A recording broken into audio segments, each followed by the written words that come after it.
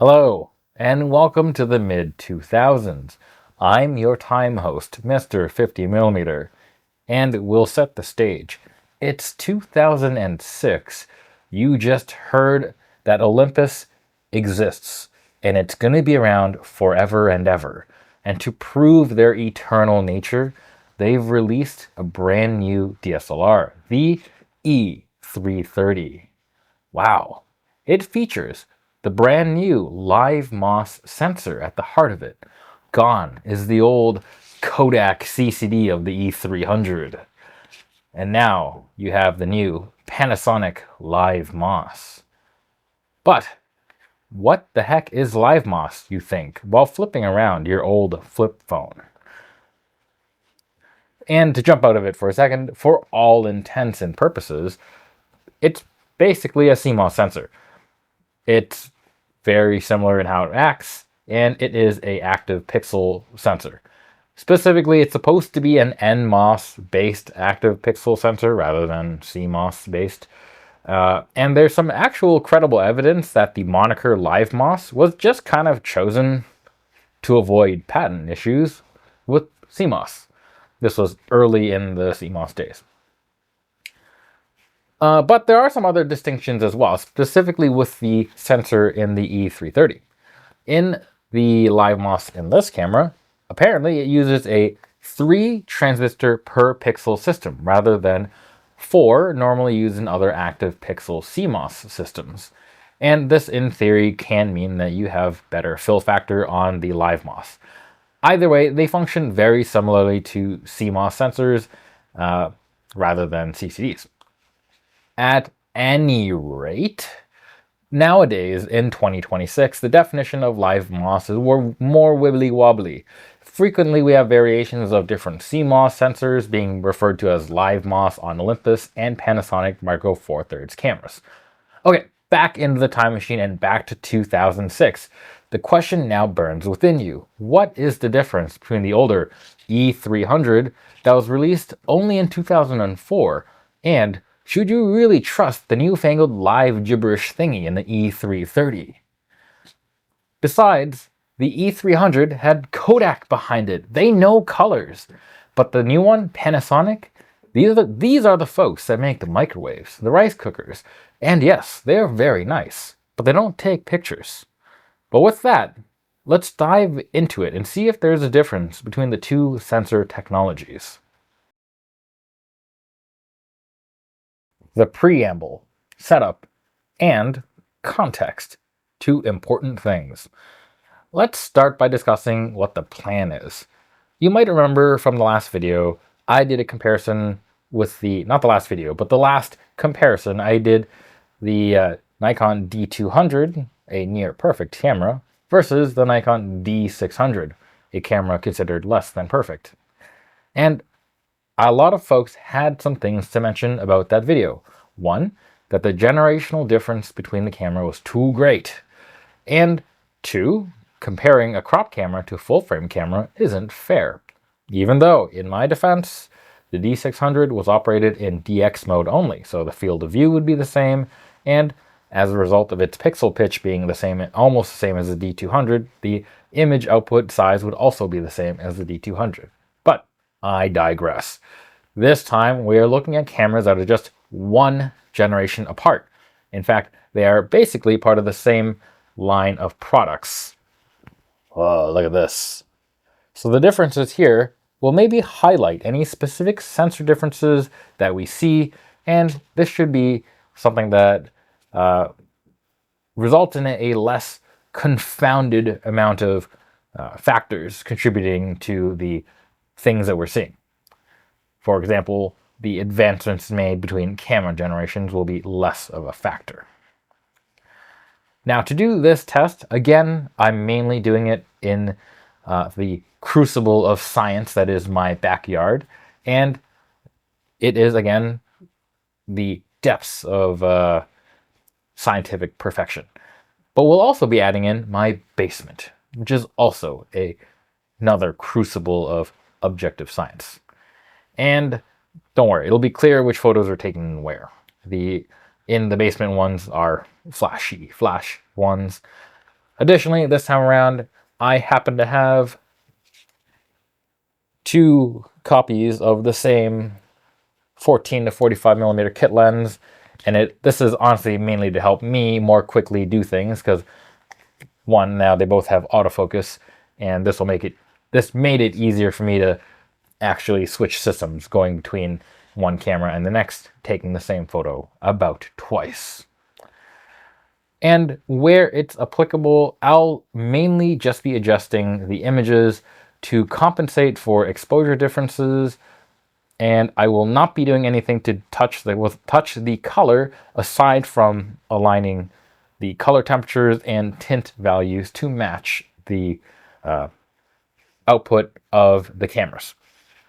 In terms of image capture, we will be again ignoring the internal JPEG engine, and I'll be shooting RAW. We'll have a look at these RAW images processed via RAW Therapy version 5.12, both with camera profiles disabled and with camera profiles enabled. And we'll also be looking at the images when it's processed through OM Workspace. Now let's quickly discuss some of the technical differences between the two cameras. The E-300, this one right here, features a 8 megapixel Kodak CCD. The E-330 features the 7.5 megapixel LiveMOS sensor. So we have a bit of a pixel disparity here. Luckily, the loss of 0.5 megapixels isn't a massive deal, so I'm not really going to accommodate that.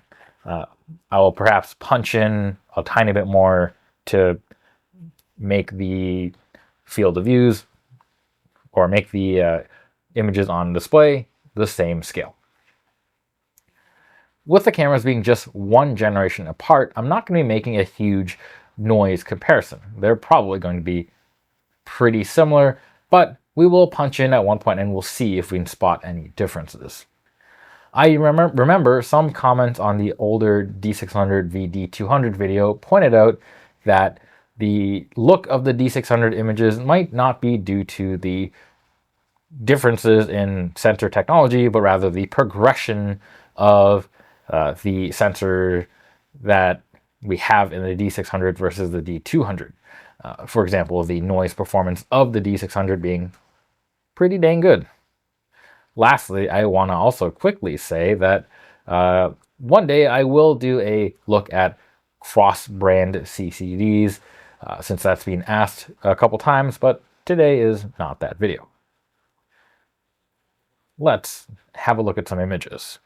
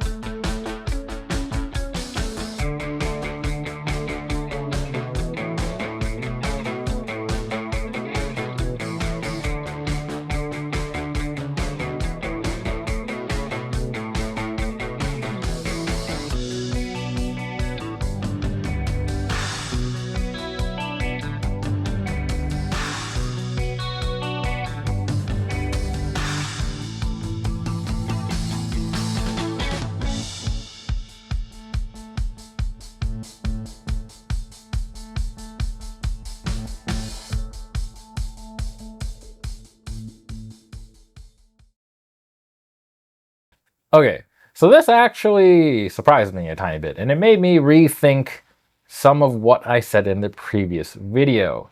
And partly, the result of these images, initially with raw therapy, is why I considered also adding in OM Workspace. along with adding in the camera profiles on raw therapy. You may have noticed it as well. When the camera profiles were turned off for color management in raw therapy, both sets of images looked like the saturation slider was intentionally knocked down a few pegs. And it looked like the E300 images had the saturation slider knocked down a couple more pegs. So the images, to me, looked very weird.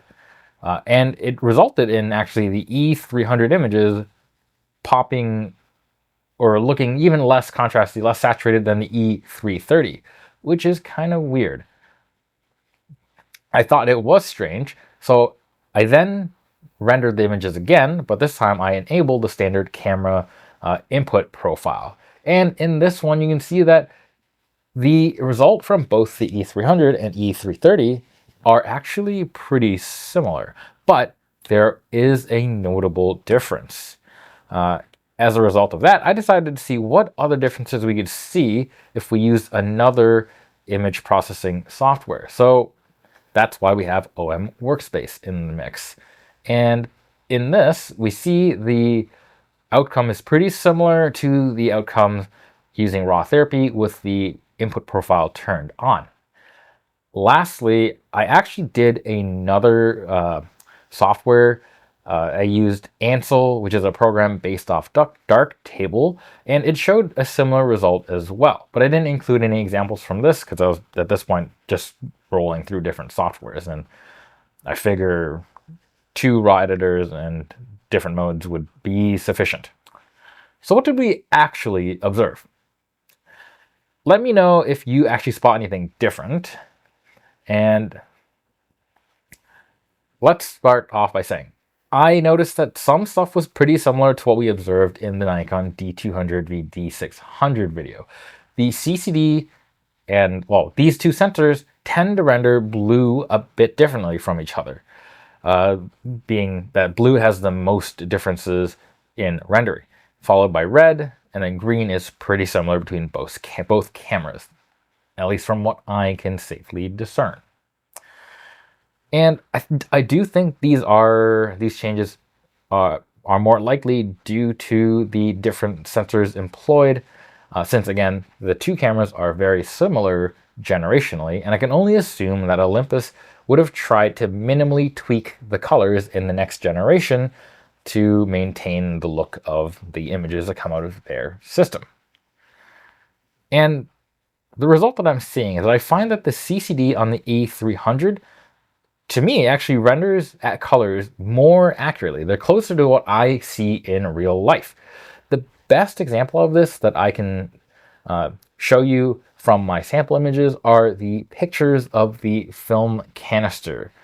And in this one, in all the cases where we rendered the E300 and E330 images, the CCD from the E300 renders a couple things better. The green matches better to the real life item. The yellow, again, on the canister looks closer to the actual canister as well. And I think most notably, the purple backdrop on the CCD actually looks purple. It looks like a more proper purple, where the the LiveMOS on the E330 kind of tends to be more blue. The next one that really jumps out are the little flowers. They're these little purplish flowers that I found in my backyard, and I took a picture of them, and on the CCD they look much closer to the colors that I see in real life, where on the LiveMOS the colors look blue, and they really aren't. So that I found pretty interesting. In general, I would say this overall gives the CCD camera a more true-to-life rendering, and the difference in the way that it renders the blue does make it feel warmer than the LiveMOS, which maybe life is just a bit warmer. When we look at the histogram, it's a bit of a mess.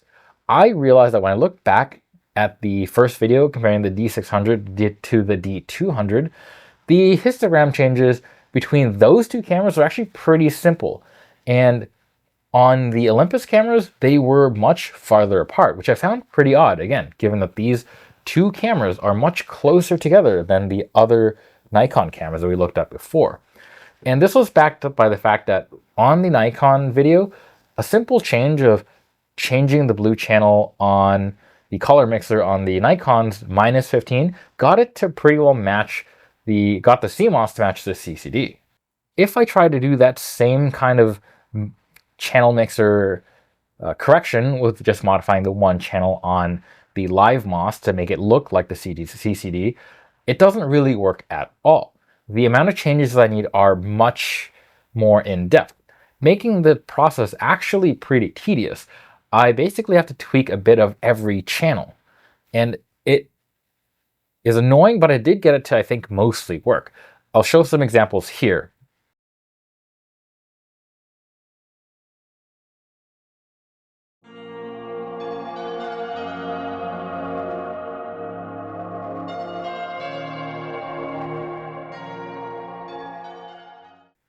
And I'll put up how I tweaked the color channels to match the CCD.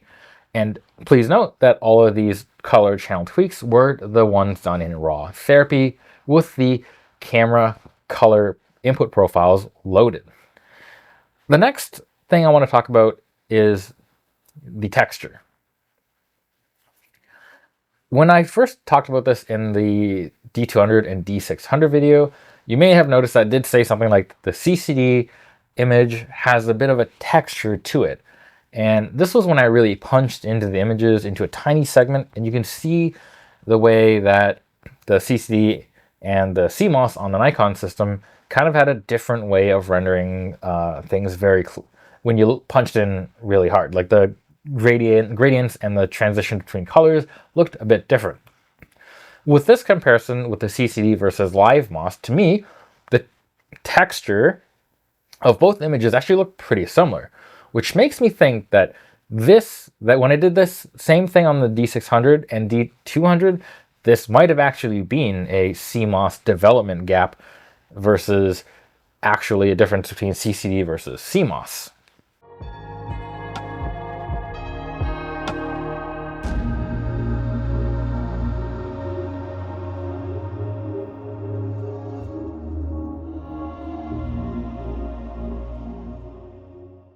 So we're not going to do an in-depth noise comparison, but I did take a shot at ISO 1600.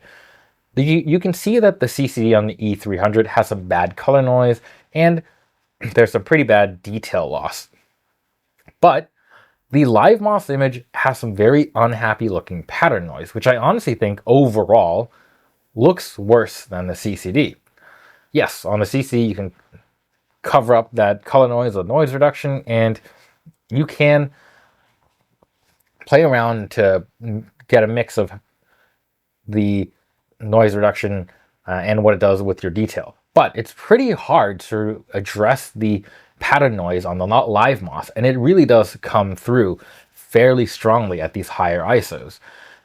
And I do think for this one, this is a generational problem of a different magnitude, in that the LiveMOS system was in its first generation, so it didn't have all the benefits of being a more mature system like on the E300 and Kodak CCD, being a part of a product line that has had a couple generations to iterate.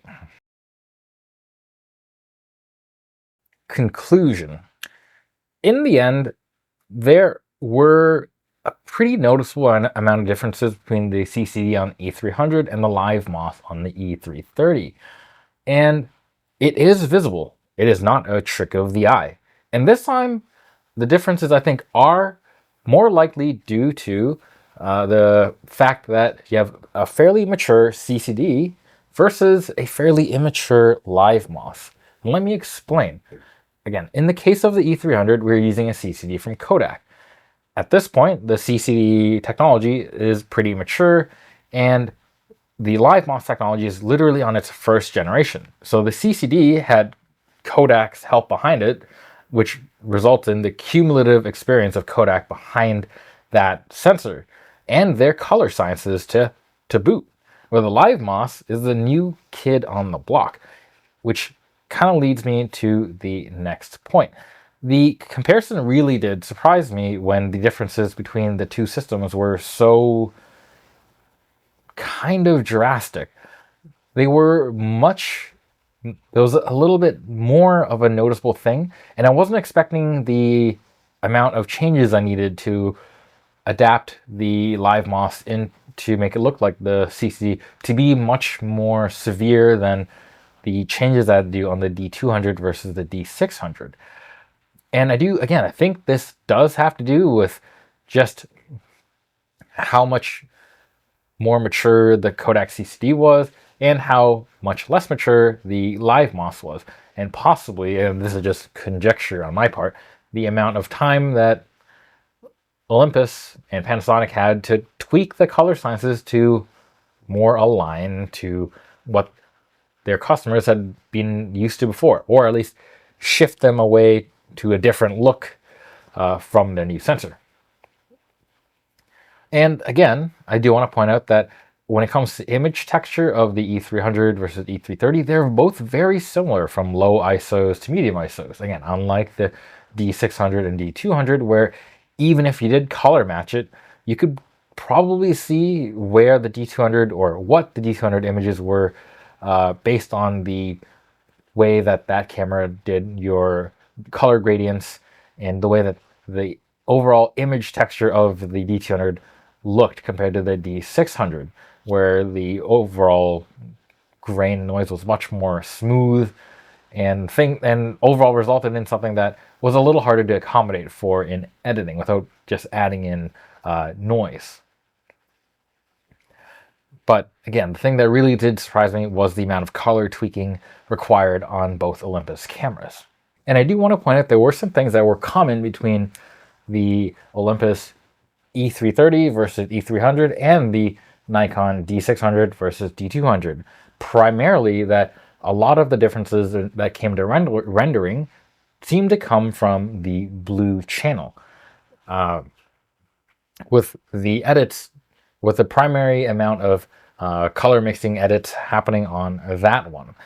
Now, the way that the Olympus did it versus the way that the two Nikons did it were, again a bit different with the way that the histograms ended up working and needed to be shifted over to align, but it does kind of show that there is potentially a difference between the two sensors when it comes to how they respond to specifically blues, possibly. Again, I'm not sure, it could be other factors. I'm not an expert, and we're only able to see, I'm only able to see things based on what I know. And I know a precious little, so take this with a grain of salt. But it was surprising, or not that surprising, it was maybe a little more expected that there would be some common differences between the two comparisons. On a non-sensor based note, I do want to point out that using the two cameras together, the E330 and the E300, it made me realize that the E330 really has the E300 beat when it comes to ergonomics, despite it being just one generation apart, and from the outside, these two cameras looking very similar in their control layout. There is just enough changes on the E330 in terms of controls, the grip, the screen, that almost everything about using it was a little bit better. With the only exception really being that the E330's finder is a tiny bit dimmer due to the funky live view system used on this camera. So if you're not necessarily bothered by the sensor rendition, the color rendition that you get from the E330, and or are willing to put in a little bit more effort into adjusting the RAWs to make it look more CCD-ish if you really want to, the E330 is really an awesome camera. And I think overall, the one that I would probably recommend over the E300. But let me know if you spotted anything else about the renditions between the two cameras. For this, I will be putting the images up and their respective softwares used to edit them in or on Flickr, so the link will be in the description below. And I know everyone is probably asking, hey, Where's that review of the D, or the comparison of the D200 versus D300? Don't worry, that is happening at some point. I still have to find the E or D300 first, but it is now on my radar. So these are pretty interesting videos to make. But I do have a surprise though. I was out and about some time ago, and I managed to find a pretty rare camera. And I think it would be an interesting camera to look at and possibly compare with other cameras. And what is that? It's this. That's right. The Panasonic Lumix L1. The other camera I got, the LiveMOS. Weird stuff, isn't it?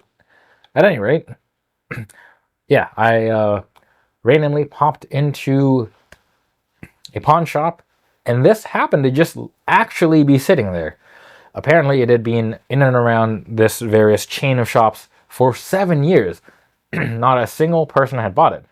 And when I came around to have a look, it turns out that the camera was missing some bits. It had gone and shifted through a couple stores, and while moving between locations, the shop lost all of the accessories this was to come with. It lost the extra batteries, it lost the charger, they had apparently some lens adapters, the box, all of that gone. There's only the body. So, as a result, I was able to pick this up for a mere 150 Canadian buckaroos. That's like 4 US nickels, probably. So yeah, expect a review of this at some point in the future. Otherwise, don't forget to like, comment, and subscribe. Maybe a super thanks if you're into that. Till next time, bye.